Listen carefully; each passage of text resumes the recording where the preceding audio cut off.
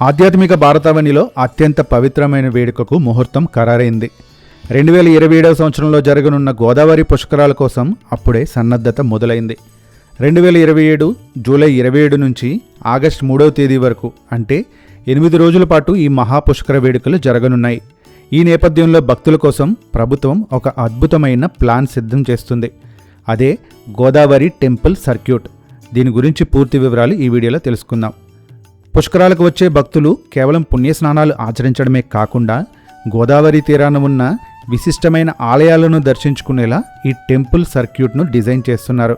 ఆదిలాబాద్లోని బాసర సరస్వతి క్షేత్రం నుంచి మొదలుకొని భద్రాద్రి కొత్తగూడెం జిల్లాలోని భద్రాచలం రామాలయం వరకు నదీ తీరంలో వెలిసిన ప్రతి ప్రధాన పుణ్యక్షేత్రాన్ని ఈ సర్క్యూట్లో కలుపుతారు. దీనివల్ల పర్యాటక రంగం అభివృద్ధి చెందడమే కాకుండా భక్తులకు రవాణా సౌకర్యాలు కూడా మెరుగుపడనున్నాయి. ఇక ఈ ప్రాజెక్టుకు సంబంధించి ప్రభుత్వం ఇప్పటికే కీలక అడుగులు వేసింది. టెంపుల్ సర్క్యూట్ ఏర్పాటుపై అధ్యయనం చేసే బాధ్యతను ఒక ప్రముఖ కన్సల్టెన్సీకి అప్పగించింది. 2027 గోదావరి పుష్కరాలు భక్తులకు సరికొత్త ఆధ్యాత్మిక అనుభూతిని పంచబోతున్నాయి. బాసర నుంచి భద్రాద్రి వరకు సాగే ఈ పవిత్ర యాత్ర గురించి మరి మీరేమనుకుంటున్నారో కింద కామెంట్ సెక్షన్లో తెలియజేయండి.